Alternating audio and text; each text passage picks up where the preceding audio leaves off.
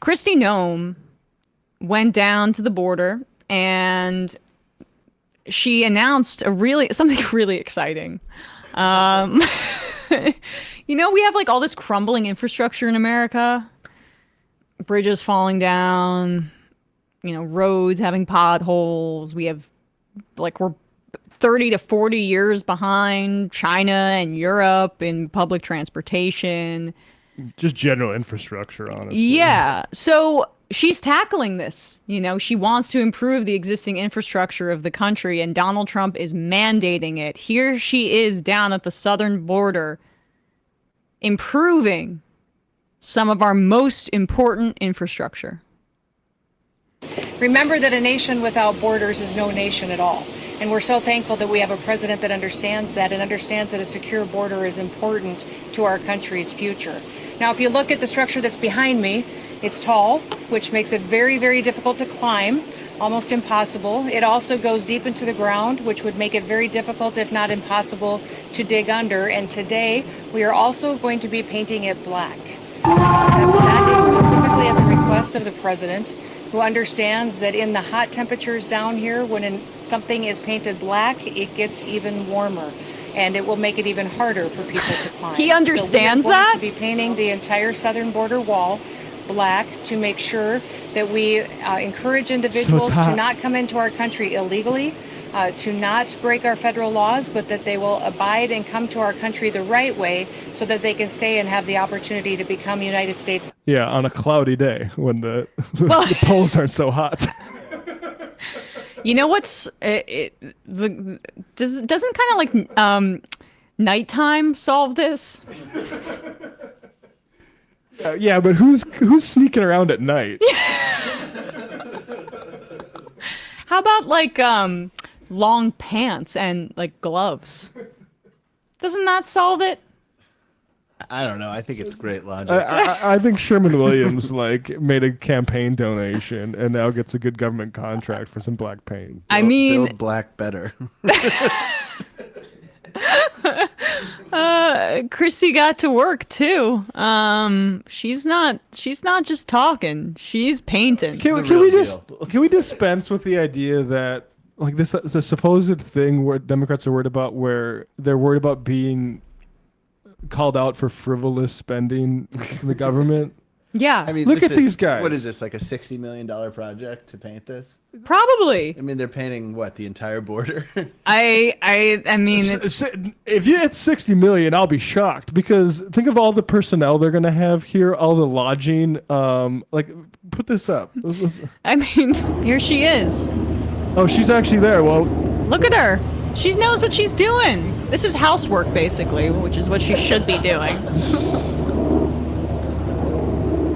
Oh, gosh. Here she is. God, do you think Trump would be caught doing this? No. Oh, he hires immigrants to do stuff like that. I mean, Ramona Frankenstein points out it's cooler at night, but you can't see it because it's dark. Trump is a genius, and he has a huge. All right, well, I'm not gonna say false information on the show, even if it's in an IM, Ramona. How many more of these gimmicks do they have in their bag? Endless. I mean, the problem is they're delivering for their people. I saw something like 100,000 people applied to these ICE jobs. That is, just think about if Joe Biden had did 100,000 hired 100,000 climate corps right people or something like that. Those are people that are going to be able to probably pay for houses working for the government, and it's for dumb shit like this, or to walk around DC harassing people for smoking on a stoop or something like that. The government can do stuff. It's just are we going to defer to this dumb fascist stuff, or are we going to use the government to actually address the needs of a society? Well, remember their freak out when Biden hired more ICE agents as a part of I forget which piece of legislation it was, but not ICE, I'm sorry. IRS, that's what I meant to say. IRS agents. Big difference. Yes, big difference.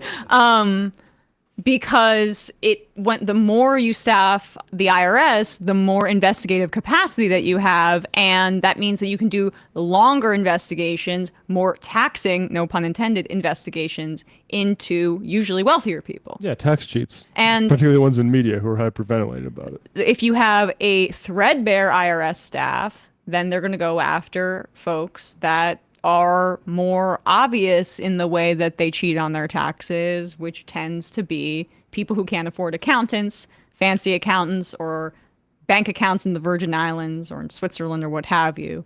And they go after them. ICE now has reached its highest detention point in years. Nearly 60,000 people are held in detention as of August 10th. According to some of the statistics that are being compiled by, Austin Coker Substack, which I really encourage folks to check out. We also know that the highest proportion of ICE detentions so far in terms of increase has been with people who have zero criminal history, even though the Trump administration, shockingly, or the campaign lied and said they were going after criminals. And I mean, that fib is of massive importance. Anytime you look at the ICE Twitter account, it's always saying, look at this criminal that has the actual rap sheet, because they know that the American people are, at least most of them, maybe a quarter of them, are fine to just deport anybody, but are thinking that this was about rapists that wanted to attack joggers and not people who are sitting at Home Depot trying to do some grouting. The crime panic, bipartisan crime panic, has enabled this fascist regime. Yep, they're gang members taking over your apartment complex. And Yeah. if we don't take it seriously, then the right might really do something bad. Whoopsies. But at least Sean Hannity and Ainsley Hart can be safe when they go out on a date now. They are a power They're couple. superstars, and we Yeah, can't have as they them go getting from mugged. the Uber XL to the Michelin back star door. restaurant back to the luxury condo.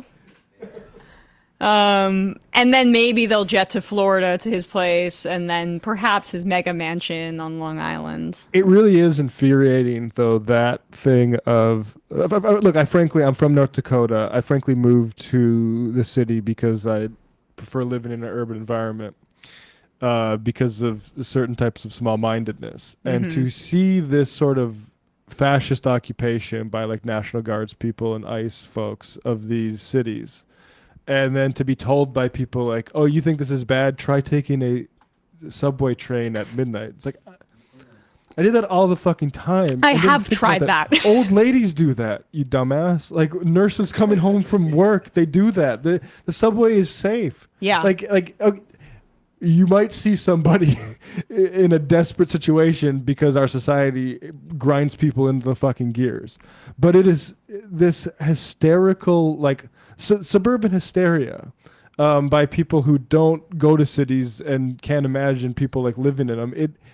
To have it impinge on my actual life to the point where it's like, okay, we're gonna see more cops stationed in the subway and see it cheered on by these fucking losers, shut-ins that are afraid of urban environments. It's one of the more aggravating things to have experienced over the past like 5 years. It's